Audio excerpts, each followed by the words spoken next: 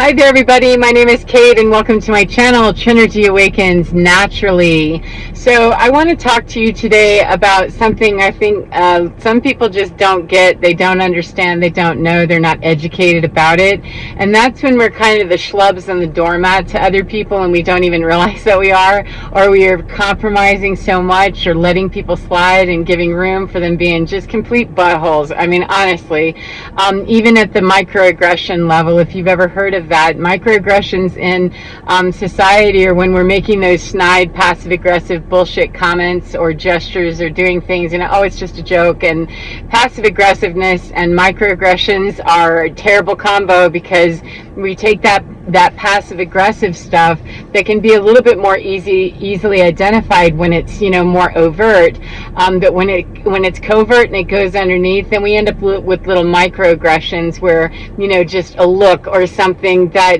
we couldn't actually turn around and say, why are you giving me shade like that? Why are you throwing me that look? And the other person on the other side that's being accused of something can get very defensive and say, my God, you're so sensitive. What are you saying? I'm not allowed to look around. I mean, it turns into these tit for tat where the person that we're, possibly thinking we might be observing, doing something or saying something, or wow, that's really, seems a little weird. And yet there's enough room, lots of it, especially with people that have narcissistic tendencies, manipulation and gaslighting under their belt heavily, and are very good at it.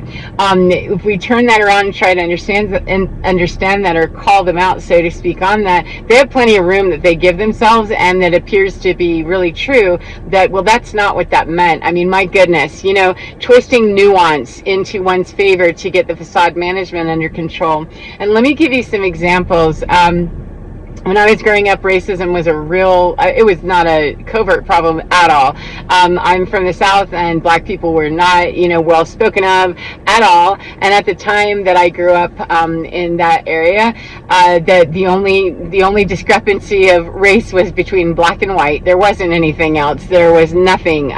Unfortunate for me to say, however, I came from a slow state, who didn't integrate well and didn't really invite, it's the Deep South. They were hanging people, right up until when. So it doesn't matter, though. The point is that racism was heavy in my family. And so even though my grandfather on my stepdad's side was very fond of using racial slurs and had no bones about it, it did not really sit well with me, because they were into a Pentecostal church that I was made to go to, and he certainly wasn't allowed to say that in church. And the hush hush grandma with just her whole, I'm sorry, it's sounds really, really hateful and heartless. However, the whole church lady vibe, that doesn't have a problem with her husband being a super duper racist, but we're, pushing the Bible to make sure that the grandkids go and be terrorized in this Pentecostal church experience where we're learning about Jesus' love. It was super hella confusing. However, I saw the discrepancy. I just didn't understand it, or like, well, I don't get that. What am I supposed to do with that? And my dad himself, my stepdad himself, his drug dealer was black, so there wasn't a problem there, except that he went to the hood to go buy his stuff. He didn't allow the drug dealer to come to our house, because we lived in a white neighborhood. So these were not microaggressions. They were super duper out there. However, at my level of microscopic understanding, it did seem quite weird to me that that's how they dealt with things. Is I'm not a racist. However, I can't let Leroy come to our house. I'm going to go to his.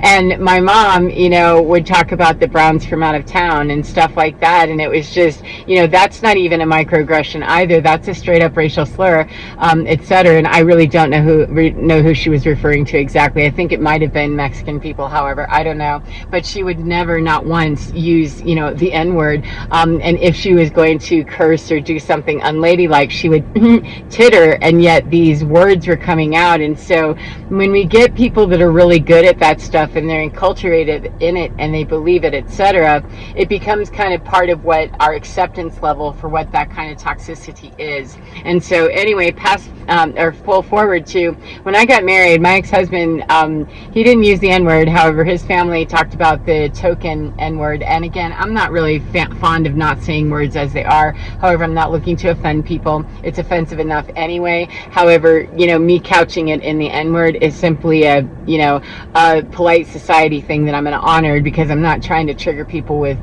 hearing something that's going to be triggering other than the truth, which is that, when I heard about the token somebody who was a CEO, by the way, the person that my father-in-law was referencing was a CEO of a major national corporation who was housed in that area of provincial Midwest America, and was now being joined into the local country club.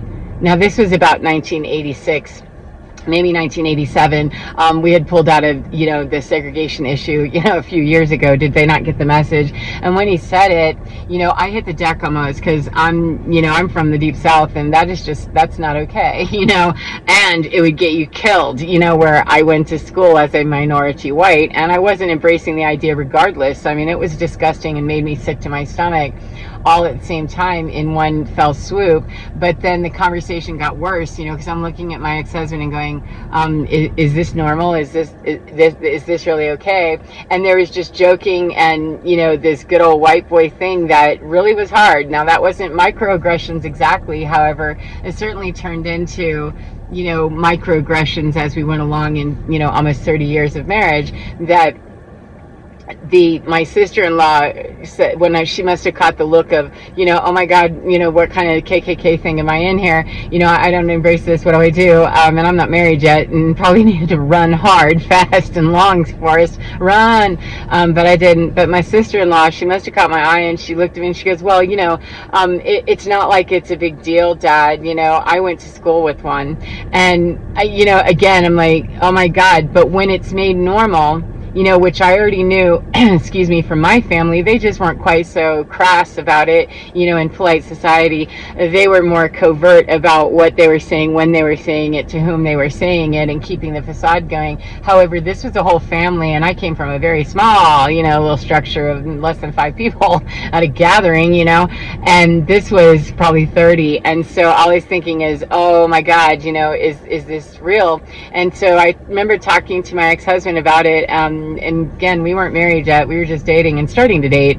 That I said, are you racist? Is that normal? And he goes, well, that's just my dad, and there's the explanation. So first, trade-off of values is, how do we get ourselves to even recognize something's coming at us with a toxicity, a microaggression, or something weird, is that it sat weird in my body. It didn't feel right. And I let it slide because, well, I love this person. Well, by extension, I can promise you that my ex-husband had issues with race. He never said, directly. However, he very much fundamentally made comments throughout 30 years that I knew him of that there was a lesser, species, and let me identify where it is. It was basically a superiority complex all the way across the board, that I'm better, period. However, it did have largely to do with being a white man. And he also was very derogatory about women, which I didn't grow up with that being the derogatory, that men were being derogatory about women. What I grew up to understand about the degraded woman thing was the microaggressions and the macroaggressions in my home, that the women were degrading of themselves, with very poor language or very poor, behavior, Jezebel, promiscuous, etc., that you're already identifying, that you're a target for people making judgment of you with all of this, sexual innuendo and just all kinds of stuff, or the ball breaking, ball busting woman who's, all kinds of these patterns that were so very, out there. However, the microaggression that was happening was just seeing that in its reduced form. However, the bigger pattern was really just a disregard for femininity all the way around. And so in my marriage, that was outcropped as, that my ex-husband would use the word broad a lot. He would say some broad or whatever,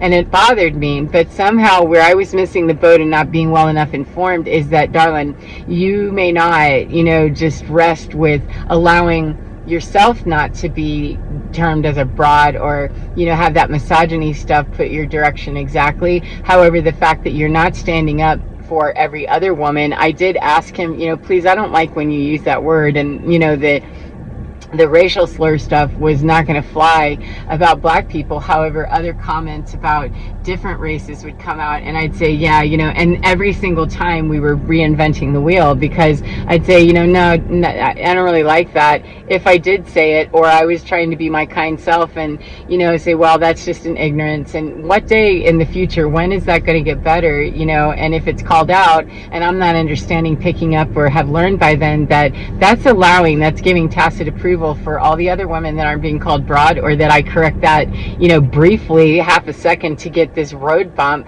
that doesn't go anywhere. I'm just a blip on the screen to this man that he used broad right up until the day that I never saw him again, that was a common vocabulary word for him. And those microaggressions that were happening all the way throughout with that superiority stuff, I'm smarter, I have more money, all of this, that there was always an edge of something, and that comes out with people that are very ego-based, very, fundamentally, I'm in the material 3D world, and this is how I operate. However, what I didn't understand is that in order to really be educated about how to identify whether we're a schlub to the world and, self-deprecating and saying I'm sorry for existing a whole lot, is to marry up and pair up with if that's what our training was to already be, kind of doormat material, then we marry up with, others who are happy to do that. And even if they fundamentally treat me better, you better treat us better, and we're not being beaten, we're not being, tampered with in very unsavory and ugly ways, and the language appears to be kinder because it's coming out of a more gentlemanly face or a more ladylike face. If the words themselves are still carrying that notion and that ideology of I'm superior because I'm white, I have more money, I have a better job, I'm more educated, or I'm a woman in charge, or whatever it is, that's where the identification of the pattern needs to be made, not with trying to stop every little teeny tiny stupid battle of somebody's mouth, 1144, coming with an ugly word or an offensive ideology that's micromanaged at one at a time. That's not doing anything. It needed to be managed for me far more directly with no, I don't appreciate this language, and I definitely don't appreciate you referring to me in any way like that. And I thought I was done with the battle, except that it occurred to me when I went through divorce, that right up until I said goodbye to that person, my ex-husband, he was still using terminology just like that, and had to be reminded, like, you don't need a reminder, you need an ex-wife, so, and happily he was very happy to walk out the door and leave me to do that. However, my mother, for instance, having superiority about being a woman that's crushed the man that was an awful person in her life, superiority there looked like something different, however highly racist, and would giggle and titter about the browns from out of towns, which is more acceptable than saying the N-word. However, it's not acceptable ideology at all. So even if I, would look at in shock and say, I can't believe you just said that, about one race, the fact that I didn't call her out and say, excuse me, what are you saying, and who do you even mean by that? But there was even more micro stuff that's more gaslighting material of, I can't believe, so my vocabulary can't be what it is. That there were lots of comments about different racial issues, different social classes, different cultural classes, the unhoused, or the people will just get a job, they should. And there was a whole lot of judgment, stank, and just nasty side-eye constantly of whatever the particular aggression, covert aggression, was being jammed through that microaggression, that sweet, whatever, in that ideology. And that confused me for a long time, that I thought I was being generous in allowing, that this is just this person, they're ignorant about that. However, that was something that turned me into a doormat, is not understanding that, baby, if you don't know that you need to be looking and paying attention to that and see that pattern there, because if it's at the bottom level of somebody's superior based on the color skin they happen to be born in and what kind of junk they have in their pants, holy cow, you're going to see more patterns if you start looking at that far more fundamentally, organically, and chase those from there all the way back and start asking, oh wow, do I see this kind of superiority somewhere, which is really just an ego dance. When we find superiority over something, we're looking to get the power differential in our favor, and very shallow, egotistically driven people find that shit early. They look for it, and they find it, and then they exploit it on some level to maintain their position of authority. If we're the ones on the bottom side of that wheel, however, we'll be the ones who are giving plenty of room and allowance. I'm giving you room to be yourself and blah, blah, blah. No, you're giving me permission, 1444, to continue my racist rant, just very slow roll, once a week, or something, or to make a very just foul comment about, what seems like a one-off. However, it wasn't a one-off when I looked at this pattern is far deeper ingrained and covers all domains that I just cannot tolerate this. This isn't a one-off. Racism is not a one-off issue. Superiority of intellect is not a one-off issue. There are other issues far deeper having to do with why is your ego shooting out, squirting out in that direction, that you need to let somebody know how much better you are based on whatever you want to insert in there. And it is not uncommon at all that people, have an ego response. We have an ego. We do, need to learn how to use it. However, when we're operating out of a shadow element of our ego, or we have unhealed parts of us that really truly believe that we are better than other people, we're going to squirt that out some direction or another, and it will cross more than just one domain. There's no way in the way that I grew up, nor the way that I was living my life with a racist in-law family as well as my ex-husband, and misogyny, out the door, it didn't give that appearance. However, on the outside, the facade was good. That growing up in that stuff, there's no way that there was not, superiority issues and ego-driven issues all the way through across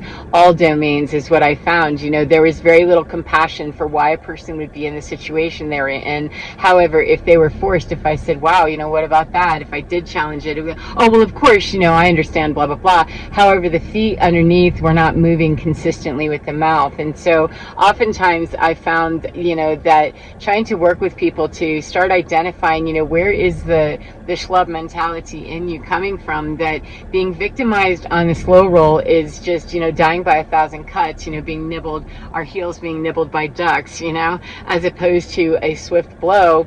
They're harder to catch because they take a very keen eye. They take the noticing of what a pattern might even be, and before any of that can happen, we have to notice that we're not happy with this situation to begin with. No one in my world was doing self-reflection for real. And including me, because what I was self-reflecting on was why do I feel so uncomfortable all the time, and what's wrong with me that I'm having trouble, not letting this issue go, and that I'm, doing this, but not putting all those pieces together, very well to say, if you have to keep reminding someone to stay out of racial issues, in a marriage or in a dining room table where you call somebody mother, sister, brother, father, something like that, then you have far more fundamentally wrong problems in every domain, that you're looking at with this relationship, because racism or superiority, or financial superiority, whatever it is, that we find that domination point, that hits more than one domain. I've never seen anybody that had, a race issue that didn't also have their superiority locked in somewhere else, because it does take quite a bold and ignorant person, souls aren't ignorant, that takes an ego that is very bold and very ignorant of itself, or any ability to really, have empathy means I can stand outside of my own self. That's a very small and shallow individual that there's no way they're going to be able to only be racist, and yet, they're not going to squirt that out in 8 more directions, a second. And I didn't find, when I went back through my, self-reflection of my mind, of rather than looking at me for what's wrong with me, why can't I get my life together like the people around me who tell me they're so much better than me and they look like they are. However, start listening carefully backwards to, chase that back of, are these in fact the strong and, intellectually superior people that, and are these people actually, looking for small microaggressions to take out on you to get the stab, that die by 1,000 cuts? Let's get about 50 of them right here, and just in the next 2 minutes of this very strange and awkward conversation that you're kind of wondering what's wrong. wrong, gaslighting is powerful. And when you throw that in with, covert stuff, covert is not, gaslighting is covert. However, when you get covert narcissism with it, or you get multiple things happening at one time, it's very, very easy for someone who doesn't fully understand what's happening, not an intellectual thing necessarily, just not understanding that you've been groomed into being okay tolerating Brown's from out of town behavior and saying things like that. And it's coming to mind. I remember my mother, when I was going through divorce, I used to be very, very, very heavy. I was obese, and really, it was quite a bit. And for years, my whole adult life, when I got pregnant with my first child, I shot up and just kept staying there, at the maximum weight that I was. And when I started going through divorce, about a year before that happened, I started losing weight, and everybody around me had something to say, starting to notice, more, making more comments, which is when that started to really, the moment I start taking care of myself, and these people seem threatened. No, that couldn't possibly be. This is my mom, this is my sister, this is my neighbor, this is, my husband. Oh no, it couldn't be that. But I noticed that, the more I take care of me, I start losing weight, and I start really coming into some form other than just being, basically alive and struggling to get through my day and run through my crisis management of how I was going to tolerate waking up and, spending 3 hours straight trying to concentrate on one thing and get to the grocery store and not have a meltdown. That's pretty low level performance looking stuff. And so the comparison, once I was actually getting more on par with looking more successful to the people that were external to me, which is family and my marriage, my family within my marriage, and extended family on my side, when that started looking better, throat chakra started looking better, I noticed the weirdest sideways comments would come out, and I remember that my sister, I said something, and I was just being the same person I'd always been, I thought. However, I was far more threatening apparently, because I said something, and I said, "Oh girl, please," or something like that, and we were on the phone, and I almost dropped the phone into the litter box I was trying to scrape. I about fell over. She said, "Stop that," and it called me by my first name, which I don't use that anymore. I changed my name. I don't go by that name, nope. Thank you anyway. And that's why. It's like, no, you polluted that. I'm not that anymore. Not to you, and I don't even talk to you anymore. Hallelujah. But she said, "Stop that." And I thought, what is this bitch saying to me? What are you even saying to me about stop what? And it caught me by surprise. It actually gagged in my throat for a second of what? What is she even talking about? And I realized that it threatened her so much. She couldn't stand the idea that I would be, feeling so much better about myself, that my humorous side or my jokester side or my dumbass side or whatever she thought would be so bold as to, approach her, what I thought was the same way I always had, but she was feeling the difference inside of me, is that my sister's looking better, she's losing weight, she's getting more autonomy, and she's probably not too far from dumping me at the curb when she finds out how much I hate her and how much, I have been dominating her whole world in her mind so easily by keeping her gaslit with all these micro and macro aggressions that, I really secretly, just not so secretly, I hate you and I really can't stand you. However, I'm going to not be able to stand you even more whenever you start realizing that you're a more mature, stronger, and more capable and emotionally intelligent person than I am, or anybody that's around you. Please don't notice that too much, because then that's going to break our brain and cause us 2244 to have to change our game, if we're going to cope with not having a scapegoat anymore to throw our stuff on and be the kicking stump for when we need a little bit of action on the superiority front. And so that was one of those that could have been seen like as a microaggression, macroaggression, whatever. I didn't call her out on it. I was like, okay, and I told her I had to go, and I got off the phone, pretty quickly. But it wasn't too long after that we weren't speaking anymore, and I damn sure don't keep up with any of that mess anymore. But the other thing that came to me was that wasn't racial. That was just a direct hit, right? And she doesn't come across, racially, racially bothered. Hers comes across in superiority of I'm smarter, I'm better, and there's always, something out there, and definitely had the stronghold and the foot on my neck for my entire lifetime with her, that I believed her. I believed she was as strong as she said, and the truth is that no, she's not. I found out whenever I walked out and said, yeah, you can bite me, I'm out of here.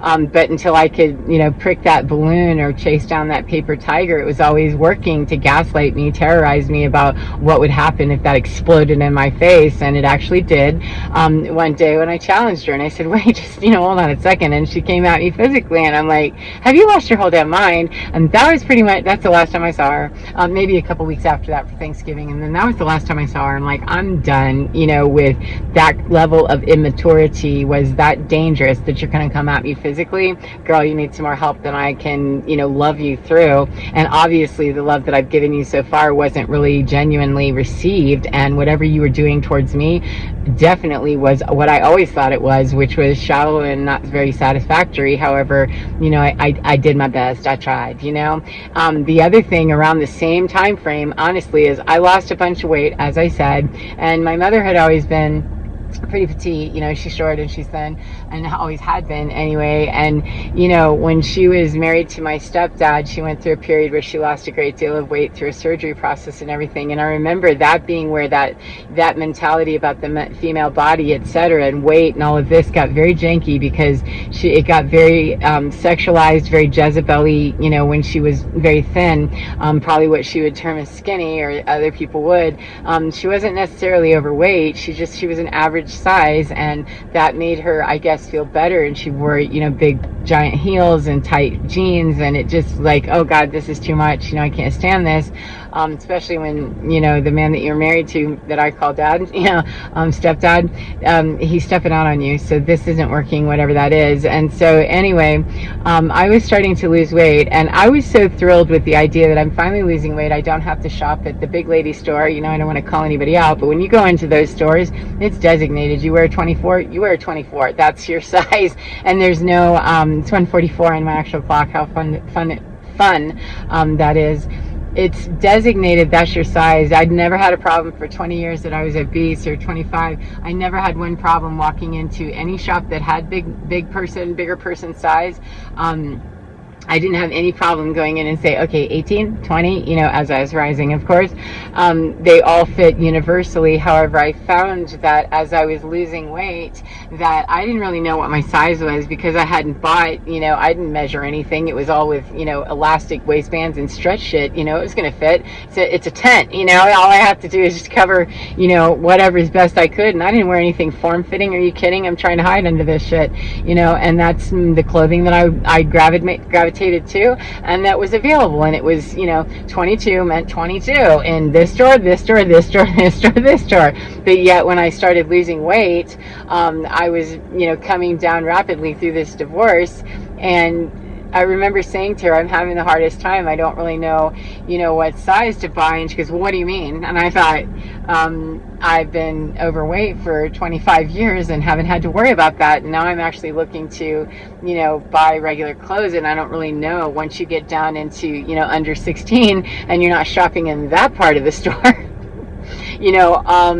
where do you go from there based on, what size you are? And she just looked at me like I was an absolute moron. I'm thinking, if my kid doesn't know something because they're 27 years, 27 years or 25 years being obese, that's not going to be 27, the first thing I would say. But that's the mother of me, not the mother that gave birth to me. So it turned into a straight competition with a woman who's very driven by how she looks, never leaves the house without makeup, always had her, outfit, etc., which is fine. It just seemed overly managed my whole life. And this actually turned into such a competition that I said, I finally ended up having to measure, my waist and stuff, which I had never done. I was going to do a measurement of a size 22 or 24. It just wasn't going to happen. Thanks anyway. I'd rather not address the fact that I need clothing at all. So it turned into a straight weird thing that she said, well, I remember, at my smallest, I was a size, my waist was like 3 inches below what I was at that time, like a 30 or something, not huge and not small. I mean, it's pretty average, 30, 32, but it was, mine was a 20 something. And I thought, I don't even really know what that means, but that makes me feel really weird, that why do you care, and stuff like that. And I realized later that that's the microaggression that could be seen as just, we're just talking and, girl talk. And yet it wasn't girl talk. It was like mean girl talk, and you're the brunt, of superiority. That I thought, it later came to me that how inferior do you feel that you're really going to be in competition with your daughter. You can't even let her have her moment of, oh my God, this is so fun going to the store, and buying clothes, and I just don't know what I'm doing, so I've bought a few wrong things. That's what I was saying. I wasn't asking for advice. I was just saying, wow, it's been a real challenge, because, and it turned into a competition. And so that really keyed me in and cued me up to, you're going to need to pay attention to these more closely. And I did, and I noticed those were riddled in conversations everywhere. Now, that time that I saw her when she said that was pretty much coming to the end of our time that I saw her, and as I said, I don't keep in touch with any of that. But when I realized the levels of abuse that happen to people, that that those kinds of comments, just shutting someone down and not allowing them to have their space or their place, whether it's from their size or their economic status, their educational status, God forbid, their cultural or their race or religion, superiority, whatever it is, that ego-based stuff, when it squirts out aggressively, we understand it, we can see it, it's easy to see.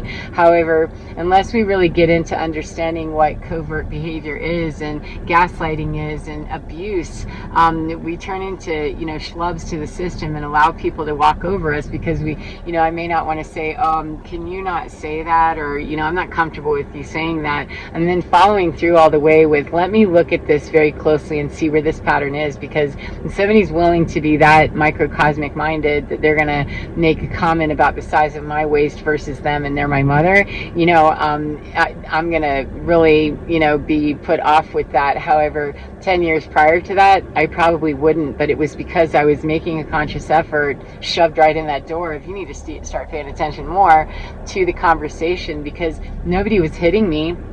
However, they certainly were taking hits of me that, let's see if we can knock her back where she belongs a little bit. If I got a little too successful, my ex-husband would make very offhand comments, that's great, and very patronizing, and, oh, it's too bad that, you weren't able to finish that, anywhere where I attempted to go somewhere and it just failed, then I was patted on the head like a good little doggy that had given their best, and you're going to go ahead and get in your kennel and, rest, and we know how that is.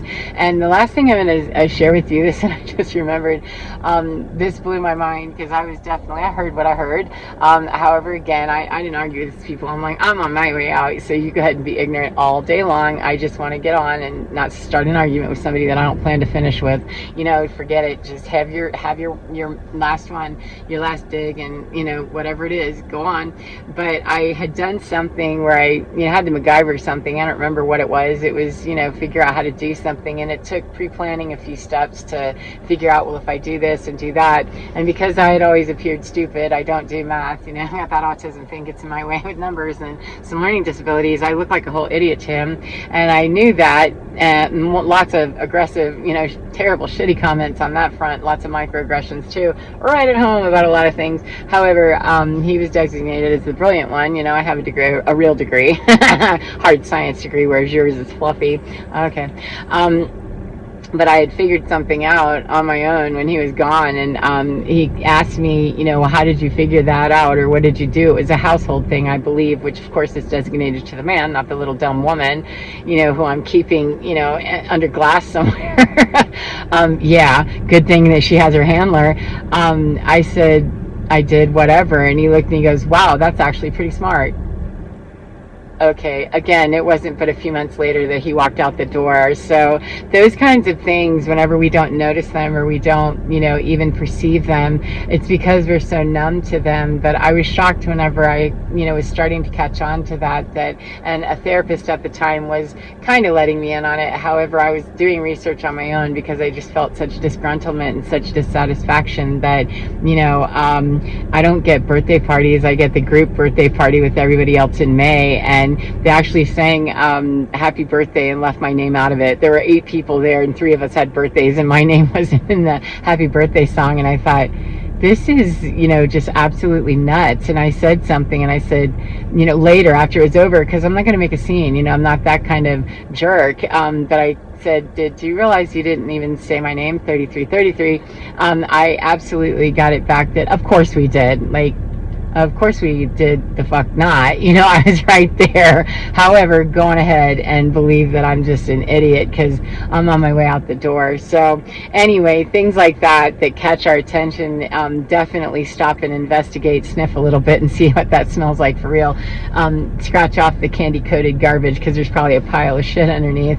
And the more nuanced stuff, the minute we notice something, we'll start noticing more. But I hope that this is something that gives you an idea of the kind of things, those microaggressions, those comments, those eye shade, eye roll, whatever it is, just throwing us attitude on every level, or even slight levels. If it feels weird, or it feels shaming, or it feels gross, there's your first indication that someone may be trying to get me to feel really bad about myself. And if my self-esteem is really, really low to begin with, and somebody's doing things that help to keep me there, wow, might be kind of difficult to identify. So hopefully this will help you in some way to kind of identify what's happening around you if you've experienced anything like that. And certainly if there's domestic violence of any level that's out there, far more physically or verbally, please do get help. However, I understand that's not an easy process.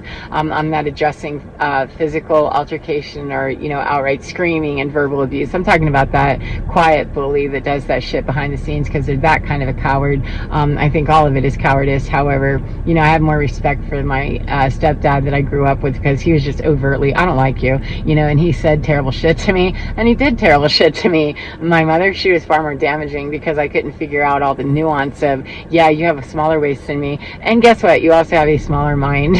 And I don't hang out with that kind. So anyway, take care of yourself no matter what part of the day you're in, and remember to get within your skin because you're divine. It's absolutely fine, and it can keep you in that balance of, yeah, this doesn't feel so fine.